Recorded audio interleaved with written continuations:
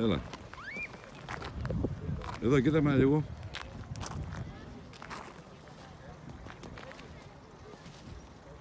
Τώρα αν τον πιάνει, τον έπιασε. Δεν τον πιάνει, δεν ξέρω. Το πιάνει. Ξέρω, για κοίτα. Τον πιάνει τώρα, για κοίτα. Εσύ, τον πιάνει. Όχι!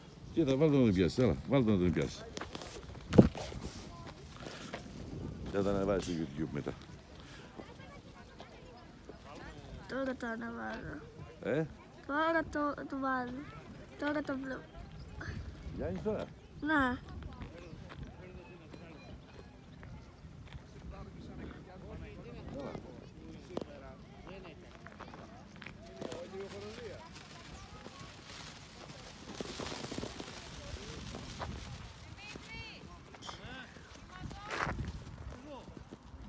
Τώρα πέφτει Θανάση.